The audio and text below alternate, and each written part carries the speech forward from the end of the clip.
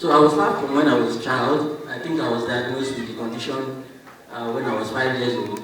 And I think I've been living with the condition now for more than 30 years old, for more than 30 years now.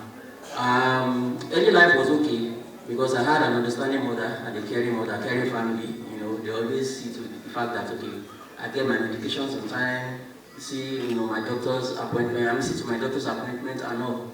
But the turning point in my life was that when my mom died, I was age 11 then when she died. I never experienced any crisis as such, when I was growing up until when she died. And then that care and attention, got lost. So because of that disruption in the family, I was sent to a boarding house, a boarding school. So I was in boarding school for a whole year, and me taking my drugs, I couldn't see my doctors and all. And then I started having the crisis and stuff. So I was not concentrating well in school, I was in poorly, and my dad had to pull me out, from the school and took me back to Lagos. I think, yes, I was living in Lagos State back then.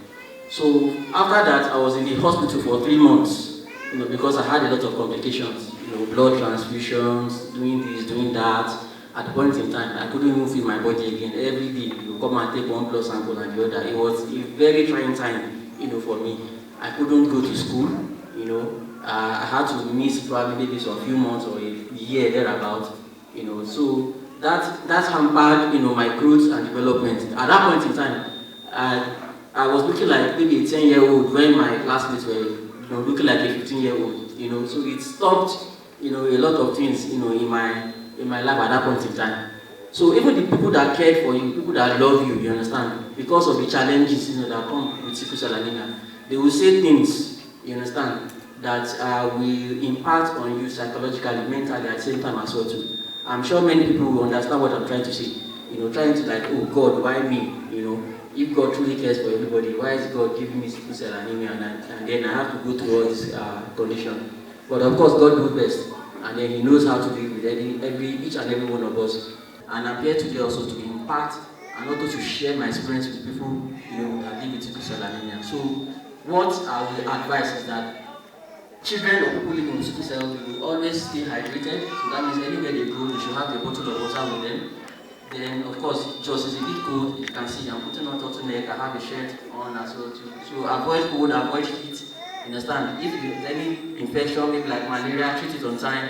Take your drugs properly. Listen to the hematologist. I know we have a lot of doctors in Nigeria. We have 200 million doctors in Nigeria. Everybody's a doctor, you understand? But please, listen to your hematologist and your doctors. Take the medications. At the point in time, yes, Dr. Fakonin, yes, he's going to be professor very soon. He actually approached me and told me whether I was taking hydroxyurea. But at that point in time, I told him no. You understand? But with the recent events that I passed through, I started taking the hydroxyurea, and I believe it is working. It has done wonders because I find myself stronger than before. I've not broken down now in 3 months and things like that. You understand? So the drug is also very good. Take it as it is prescribed. And then of course, sickle cell warriors need to eat very well as well too, because the condition actually makes them prone to infection. So once you eat well, your immunity is also boosted, and then prevents the fact that you have to get sick and then break down. So those are the advices I want to give to mothers and people living with sickle cell anemia.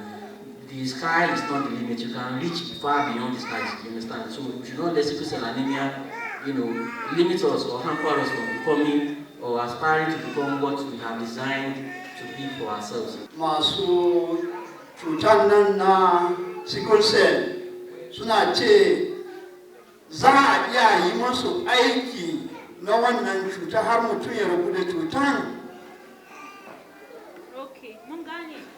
His question is there a cure for this disease?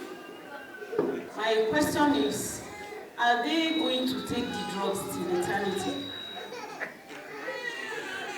Tambaya na shi ne, an ce wai there is different kind of sickness, so I don't know.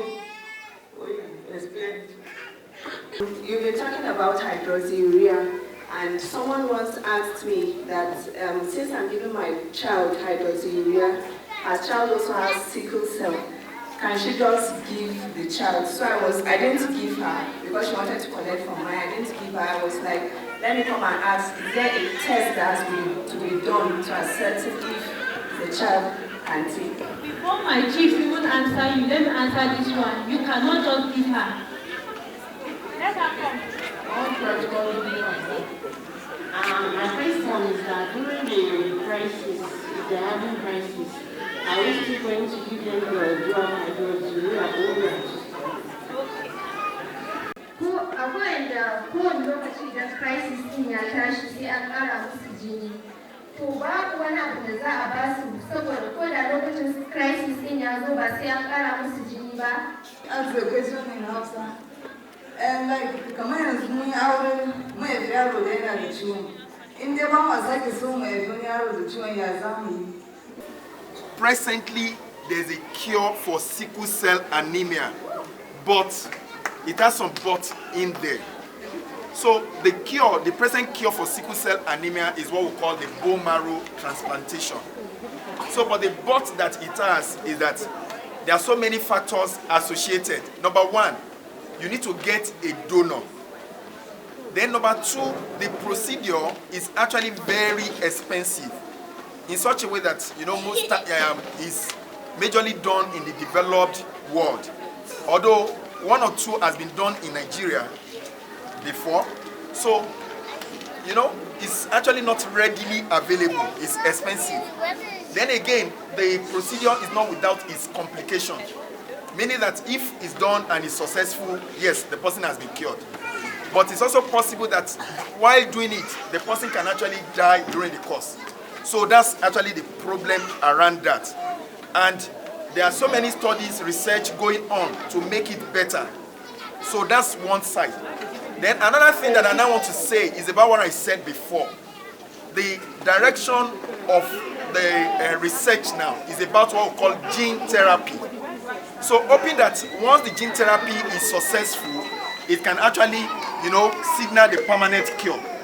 So the gene therapy has actually been applied to some patients. You know, they've instituted the treatment on some few individuals, and it has produced a very good result.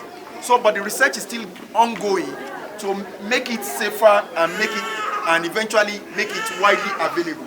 And that's what we're saying. Although we don't know the time that will now be available to everybody. So there's a very big hope. There's a great hope that one day sickle cell will be cured. For those patients on hydroxyurea, if they are having crisis, should they stop their hydroxyurea? No, they should not stop it. The recommendation is in such a way that even while having crisis, they can continue the hydroxyurea. But if you come to the hospital, if we want you to just maybe temporize or just suspend it for some few days, we are the ones that will tell you based on some things that we're going to see and tell you that. But on your own, you don't need to stop your hydroxyurea even when your child is having crisis. As soon as I have a child with sickle cell anemia, then is it the probability of having another one, or what can I do not to have another one? So I'm going to address this, you know, in different forms. I know that there are some people that already they have some children, and eventually they have a child with sickle cell anemia. Well, this is actually like a sort of suggestion. It's not that we're making it compulsory. So let's say, for instance, you have 2 children or 3 children that they don't have sickle cell anemia, and one with sickle cell anemia. You may actually decide to just do family planning and take care of all of them, those with sickle cell anemia and and the one without sickle cell anemia. It may not actually be good for you to say that, oh, I still want to get more children, because the risk of getting sickle cell anemia, a child with sickle cell anemia, is still there. You know, usually there's actually this belief that when you have 4 children, it's only one that will be sickle cell and that will have sickle cell anemia. That's not correct. You may have 4 and all of them may not have, and you may have 4 and all of them may have. So it's not correct that it's just 1 in 4. It's 1 in 4, as in 1 in 4 pregnancy, meaning that the chance of having sickle cell anemia per pregnancy is ratio 1 to 4. So that's that about that. Then again, another thing that we can do, still based on science, there's actually a possibility for those AS and AS that they have maybe a child or children with sickle cell anemia, they can actually do what we call pre-implantation genetic diagnosis, meaning that it's a form of IVF, in which case they can actually select the egg of the mother and the sperm of the father, fertilize that, and select the ones that will not be sickle cell. But the problem with this is that it is very expensive, one. Then secondly, is through IVF process. So IVF may be successful at once. You may have to try several times before it is successful. So why am I emphasizing this? This is actually meant for those that are already diagnosed, AS and AS that are already married. But AS and AS that are not married should not actually depend, should not bank on this and say that, oh, there's pre-implantation genetic diagnosis, I can go ahead. Who told you that it's going to be successful? It's God that says yes to all those things. So then finally, is also the aspect of trusting God.